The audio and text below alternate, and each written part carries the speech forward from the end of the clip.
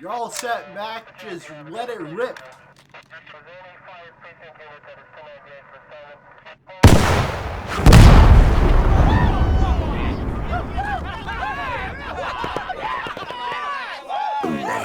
Do you suck at killing tanks? Oh, shit! Are you tired of your rockets bouncing off like Nerf darts? Well, you guys are lucky, because I'm going to teach you everything that you need to know about anti-tank. To your smallest rockets, to your largest anti-tank guided missiles. It doesn't matter if you're a beginner to squad or a veteran. There's probably something in this video that you might learn. So stick around, relax, well, let's hop into the video.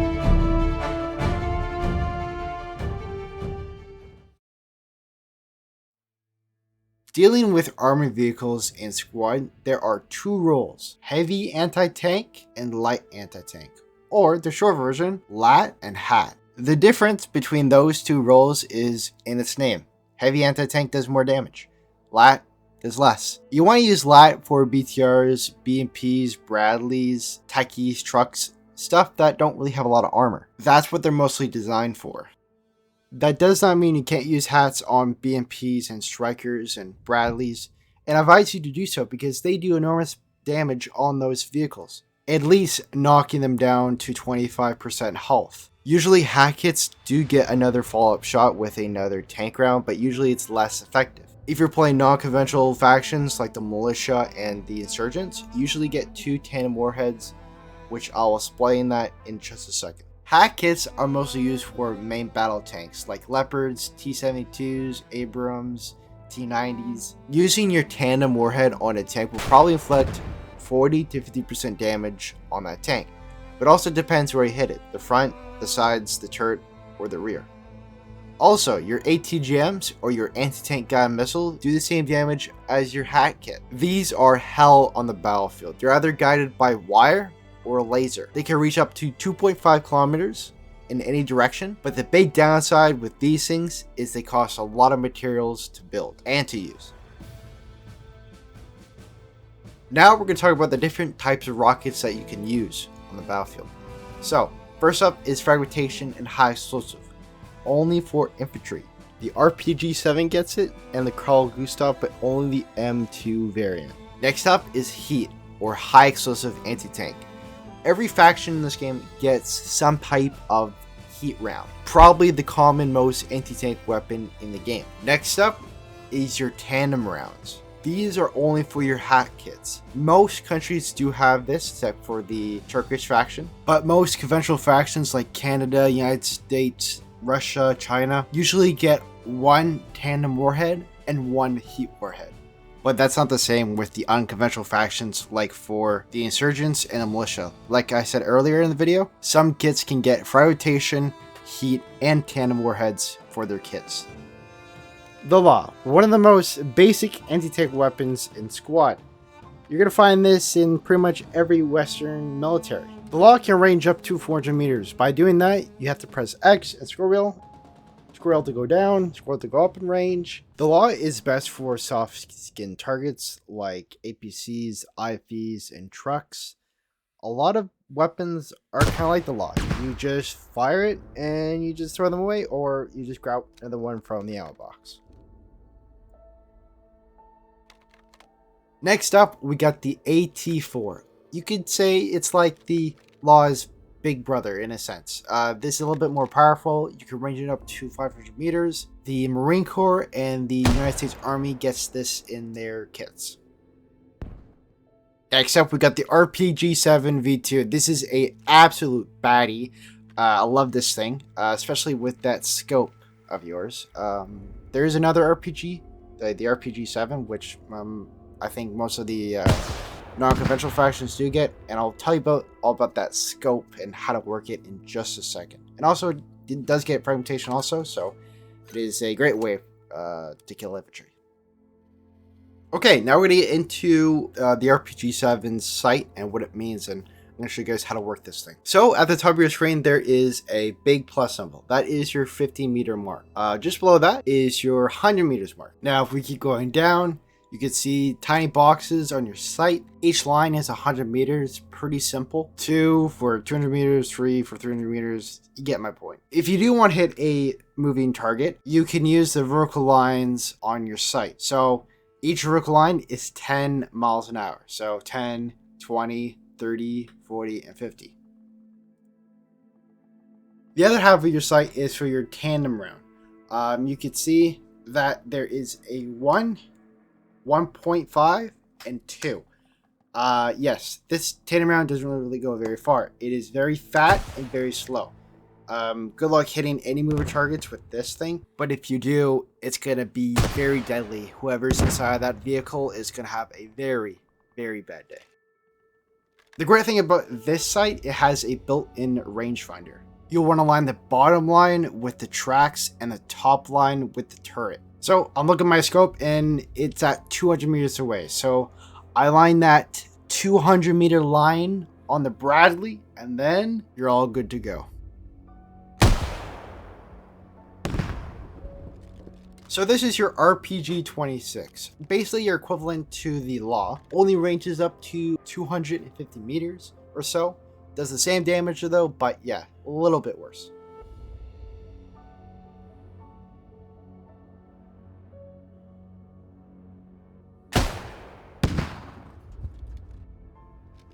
This is the DZJ08 for the Chinese. It does the exact same thing as the LAW and the RPG-26. It's a little bit more better. It can go 50 meters more farther.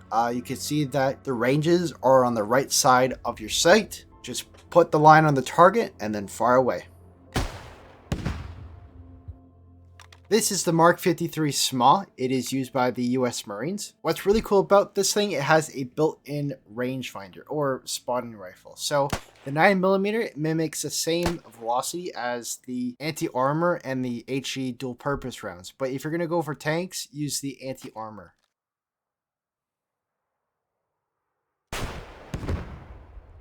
The gun sight is fixed at 100 meters. Each of those lines that you see on the sight is 100 meters. So when you are lining up a shot, make sure you're at the correct range.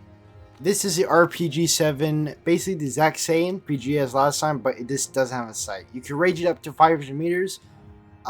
Pretty much all the non-conventional factions get it, and the VDV. This is the M2 Carl Gustav. One of the most unique things about this weapon is that there is 2 sights for this weapon. Depends on what faction you're playing on. If you see this scope, you're mostly playing as Canada or PMC, or Turkey as the Air Assault Division. They do get hats for their kits. While using the sight, you want to make sure that your sight is at the correct range for the target. As you can see, there's no markings on the sight, so you have to manually range by pressing X and scroll wheel like earlier. The United States Army and the Australian Army gets the M3 variant. I prefer this scope because you can actually see the ranges on your scope.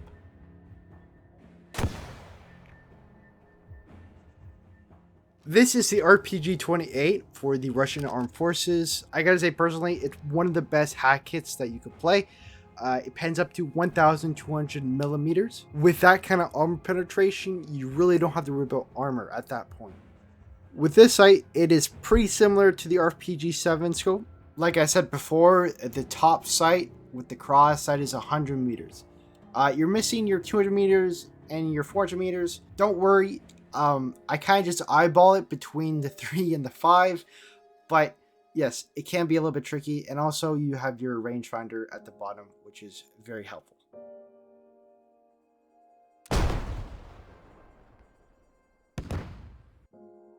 This is the RPG-29, similar to the RPG-28 in a sense. Also, it does have another variant just like the RPG-7. Both it has iron sight and a scope. With the irons, you can range it up to 400 meters. For this site, you can range it up to 800 meters. You're probably noticing a lot of these scopes look familiar or so, especially this one because it has the indicators at the bottom telling you where to shoot if how far the vehicle is traveling. The MEA, the militia, and the sergeants get the RPG-29 for their kits.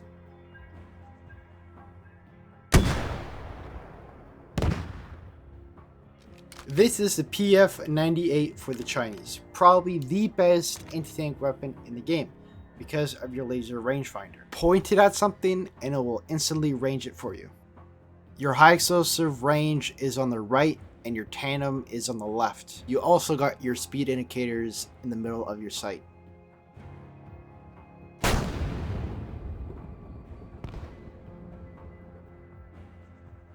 The British NLAW, one of my favorite anti-tank weapons to use. For this weapon, you have two modes, direct attack and PLSO. PLSO is for moving targets. Aim the sight directly at a moving target and you'll track the target. But it's very difficult to use. I prefer direct attack. It's more easier. It's basic. I find the NLAW sights to be a little bit high. Try to aim for a target directly in the center. The great thing about the NLAW is that it doesn't have any drop until 800 meters or so. So that's one of the reasons why I love this weapon. This is your heat rifle grenade. It also has a fragmentation warhead also. It goes up to 80 meters. It is really great for tracking vehicles and engineering vehicles. It doesn't have a lot of stopping power to it. So if you do have a HAT kit in your squad, your best bet is to call them over and try to knock out that target.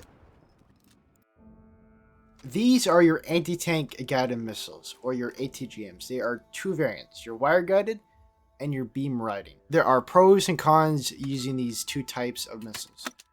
The BGM-71 anti-tank missile uses the active wire guidance. So what that means is guided by a wire. If that wire breaks, you'll lose track of your missile. When you are setting up your tow missile, make sure there's no trees or buildings around you.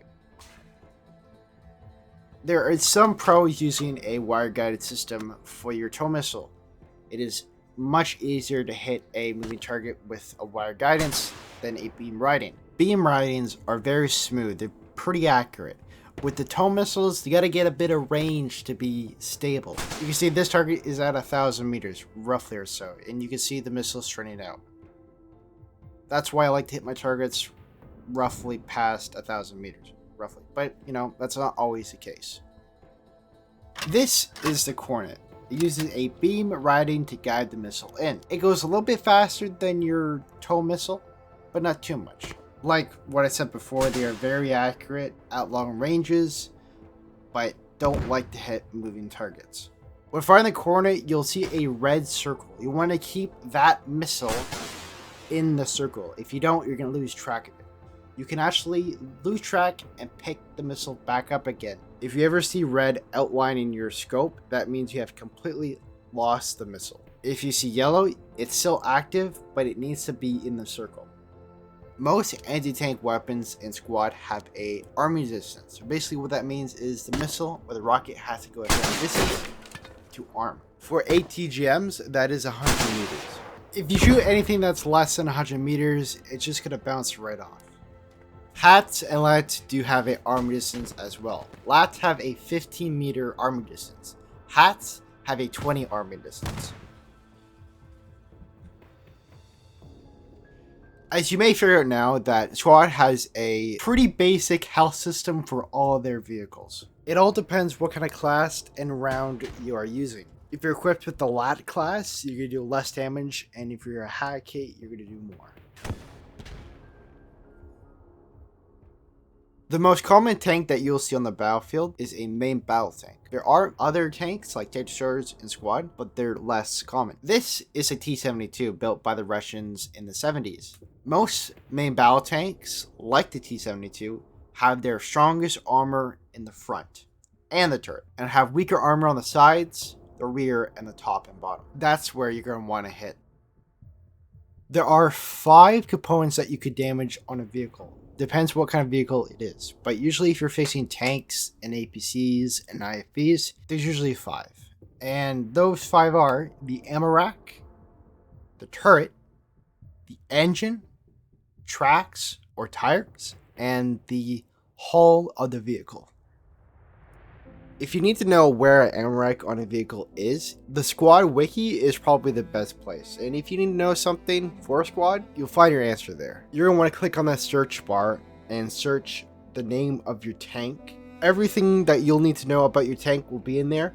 Scroll all the way down, almost to the bottom, and you'll see a picture of your tank. This picture tells you the weakness of your armor, the strengths, and where the ammo rack and engine are. One of the best ways to defeat a tank is aiming at its ammo rack. For this, the T-62's ammo rack is at the bottom. To destroy an ammo rack, it depends on what kind of kit you're using. If you're using a HAT kit, it takes 2 rockets to destroy an ammo rack. With LAT kits, it roughly takes around 4 to 5. When you completely destroy the ammo rack, a big fireball will immerse from the tank. It'll take a couple seconds until the tank actually explodes. Ammo crates. These are very important. If you play squad for a little bit now, you know that this is how you run. Each light anti-tank rocket costs 30 ammo points, and heavy anti-tank rockets, or tandem rounds, cost 80 ammo points. One of the reasons why I'm telling you guys this is because there's only a certain amount of ammo at the fob, and a lot of times when I play squad, there's like shit. There's just no ammo at the fob, and you gotta be sparing with your ammo, and because it can go very quick. And, you know, people need to resupply their magazines, bandages, grenades, the rockets. You know, just one ATGM costs 500 ammo points. So it can go very quick. At this point in the video, you're probably understanding the basics of anti-tank warfare. Tanks are really vulnerable. Without infantry, they can be easily killed. And it just takes one rocket to destroy a track. And that's not the only way to disable a tank. You can get to the rear and destroy the engine. Aiming for the turret is also a great way to, I would say, disorient the crew, because if the turret takes a certain amount of damage, you can destroy the stabilizer or the sight of the tank. Also, with the right amount of damage, you can decrease the turret speed of the tank. I've been playing squad for the last 5 years or so, and I just have over 2,000 hours. Probably the best advice I can give you is just play the damn game. There's just no amount of guides or tips that can replace the real experience. Yes, they can help, but squad is all about learning like any other game. You know, every match is different. You know, nobody goes to the same spots every single time. You know, the more you play, the more you understand things like how arms behave and ambush spots. You know, don't worry you mess up at your first try, you know, missing shots or getting flanked or you're blowing yourself up by accidental.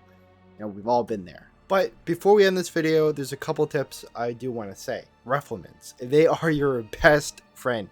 If there's no ammo boxes around, make sure you're always near one, because if you run out of rockets or if you need a follow-up shot, they can supply you with more ammo. Also, positioning is key when you're playing anti-tank. Your backblast from the smoke of your rocket, it is very visible from far ranges. Make sure when you do line up your shot, make sure there's some hard cover between you and the target that you're firing at. That backblast is basically saying, I'm over here, right? And that tank or IFE is going to shoot everything that they got at your direction. So make sure there's some pretty hard cover between you and the vehicle.